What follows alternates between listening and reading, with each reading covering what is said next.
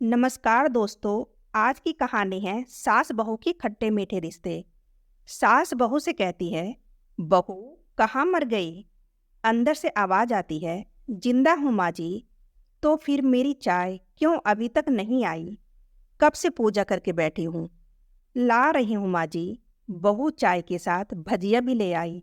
सास ने कहा, तेल का खिलाकर मारेगी क्या? बहू ने कहा, ठीक है माँ जी, ले जाती हूँ। सास ने कहा, रहने दे, अब बना दिया है तो खा लेती हूँ। सास ने भजिया उठाई और कहा, कितनी गंदी भजिया बनाई है तुमने। बहू ने कहा, माँ जी मुझे कपड़े धोने हैं, मैं जाती हूँ। बहू दरवाजे के पास छिपकर खड़ी हो गई। सास भजिया पर टूट पड़ी और पूरी भजिया खत्म कर दी। बहू मुस्कुराई और काम पर लग गई। दोपहर के खाने का वक्त हुआ। सास ने फिर आवाज लगाई, कुछ खाने को मिलेगा? बहू ने आवाज नहीं दी। सास फिर चिल्लाई, भूखे मारोगी क्या? बहू आई और सामने खिचड़ी रख दी। सास गुस्से से बोली, ये क्या है? मुझे इसे नहीं खाना, ले जाओ। बहू ने कहा, आपको डॉक्टर ने दिन में खिचड़ी खाने को कहा है, खाना तो पड़ेगा ही। सास मुंह बनाते हुए, हाँ तो मेरी माँ बन जा। बहू फिर मुस्कुराई और चली गई। दोस्तों, आज इनकी घर पूजा थी। बहू सुबह 4 बजे से उठ गई। पहले स्नान किया, फिर फूल लेकर आई और माला बनाई। रसोई साफ की, पकवान और भोज बनाया। सुबह के 10 बज गए। अब सास भी उठ चुकी थी। बहू अब पंडित जी के साथ भगवान की वस्त्र तैयार कर रही थी। आज ऑफिस की छुट्टी भी थी। उनके पति भी घर पर थे। पूजा शुरू हुई। सास चिल्लाती है, बहू ये नहीं है, वो नहीं है। बहू दौड़ी दौड़ी आती और सब करती। अब दोपहर के 3 बज चुके थे। आरती की तैयारी चल रही थी। पंडित जी ने सबको आरती के लिए बुलाया और सबके हाथों में थाली दी। जैसे ही बहू ने थाली पकड़ी, थाली हाथ से गिर गई। शायद भोज बनाते हुए बहू के हाथों में तेल लगा हुआ था, जिसे वो पूछना भूल गई थी। सारे लोग तरह तरह की बातें करने लगे।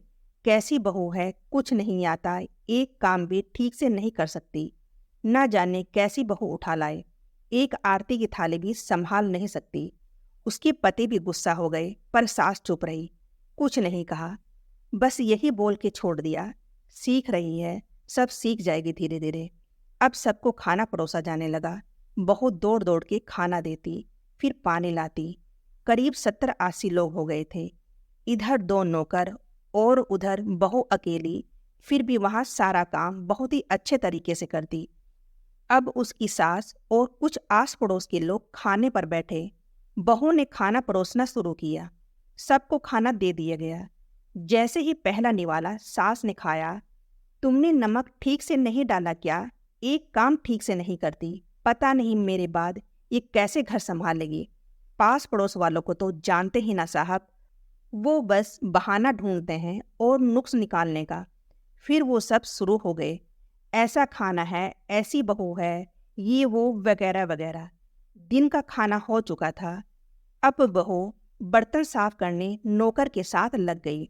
रात में जगराता का कार्यक्रम रखा गया था। बहू ने भी 1-2 गीत गाने के लिए स्टेज पर चढ़ी।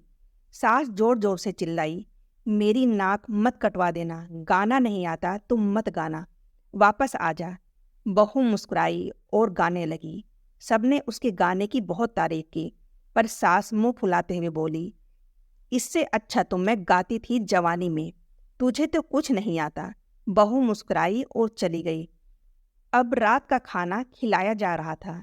उसके पति के ऑफिस के दोस्त साइड में ही ड्रिंक करने लगे। उसका पति चिल्लाया, थोड़ा बर्फ लाओ। तो सास चिल्लाती है, यहाँ दाल नहीं है। फिर चिल्लाता, कोल्ड ड्रिंक नहीं है, पापड़ ले आओ। इधर उधर आखिरी में उसके पति की शराब गिर पड़ी उसके एक दोस्त पर और बोतल टूट गई। पति गुस्से में 2 झापट अपनी पत्नी को लगाते हुए कहा, जाहिल कहीं की, देखकर नहीं कर सकती, तुझे इतना भी काम नहीं आता। सारे लोग देखने लगे। उसकी पत्नी रोते हुए कमरे की तरफ दौड़ी। फिर उसके दोस्त ने कहा, क्या यार, पूरा मूड खराब कर दिया। यहाँ नहीं बुलाया होता, हम कहीं और पार्टी कर लेते। कैसी अनपढ़ गंवार बीबी ला कर रखी है तूने, उसे तो मेहमानों की इज्जत और काम करना तक नहीं आता। तुमने तो हमारी बेइज्जती कर दी। अब आस पड़ोस की औरतों को और बहाना मिल गया था। वो कहने लगी, देखो क्या कर दिया तुम्हारी बहू ने, कोई काम नहीं कर सकती। मैं तो कहती हूँ अपने बेटे की दूसरी शादी कर दो, छुटकारा पाओ इस गंवार से। सास उठी और अपने बेटे के पास जाकर उसे थप्पड़ मारा और कहा, अरे नालायक, तुमने मेरी बहू को मारा, तेरी हिम्मत कैसे हुई? तेरी टांग तोड़ दूंगी मैं। उसके बेटे के दोस्त कुछ कहने ही वाले थे कि उसकी माँ ने घूरते हुए कहा, चुप, बिल्कुल चुप। यहाँ दारू पीने आए हो, जबकि पता है आज पूजा है और तुम्हें पार्टी करनी है। कैसे संस्कार दिए हैं तुम्हारे मम्मी पापा ने? और किसने मेरी बहू को जाहिल बोला? जरा इधर आओ, चप्पल से मारूंगी अगर मेरी बहू को किसी ने एक शब्द भी कहा तो। अरे पापी, तूने उस लड़की को बस इसलिए मारा कि तेरी शराब टूट गई? पापी, वो बच्ची सुबह 4 बजे से उठी है, घर का सारा काम कर रही है, ना सुबह से नाश्ता किया ना दिन का खाना खाया, फिर भी हंसते हुए सबकी बातें सुनते हुए ताने सुनते हुए घर के काम में लगी रही। तेरे यार दोस्तों को वो अच्छी नहीं लगी। जूते से मारूंगी तेरे दोस्तों को जो कभी उन्होंने ऐसा कहा। उसके यार दोस्त चुपके से खिसक लिए। अब सास बहू के कमरे में गई और बहू का हाथ पकड़कर बाहर लाई। सबके सामने कहने लगी, किसने कहा था अपनी बहू को घर से निकाल के दूसरी बहू ले आना? जरा सामने आओ। कोई सामने नहीं आया। फिर सास ने कहा, तुम जानते भी क्या हो इस लड़की के बारे में? ये मेरी माँ भी है और बेटी भी है। माँ इसलिए है मुझे गलत काम करने पर डांटती है, और बेटी इसलिए कभी कभी मेरे दिल की भावनाओं को समझ जाती है। मेरी दिन रात सेवा करती है, मेरे 1000 ताने सुनती है, पर एक शब्द भी गलत नहीं कहती है, ना सामने ना पीठ पीछे। और तुम कहते हो दूसरी बहू ले आऊं? याद है ना छुटकी की दादी, अपनी बहू की करतूत? सास ने गुस्से से पड़ोस की महिला को कहा, अभी पिछले हफ्ते ही तुम्हें मियाँ बीबी भूखे छोड़ घूमने चले गए थे। मेरी इसी बहू ने 7 दिनों तक तुम्हारे घर पर खाना पानी, यहाँ तक कि तुम्हारे पैर दबाने जाती थी, और तुम इसे जाहिल बोलती हो? जाहिल तो तुम सब हो जो कोयले और हीरे में फर्क नहीं जानते। अगर आइंदा मेरी बहू के बारे में किसी ने एक लफ्ज भी बोला तो मुझसे बुरा कोई नहीं होगा, क्योंकि ये मेरी बहू नहीं मेरी बेटी है। बहू सिसकियां लेते हुए फिर कमरे में चली गई। सास ने एक प्लेट उठाई और भोजन परोसा, बहू के कमरे में खुद ले गई। सास को भोजन लाते देखा तो बहू ने कहा, अरे माँ जी, आप क्या कर रही हो, मैं खुद ले लेती। सास ने प्यार से ताना मारते हुए कहा, डर मत, इसमें जहर नहीं है, मार नहीं डालूंगी तुझे। तुझे नई सास चाहिए होगी, पर मुझे अभी भी तू ही मेरे घर की बहू चाहिए। बहू ने अपनी सास को रोते हुए गले से लगा लिया। सास भी रो दी पहली बार और कहा, चल खाना खा ले।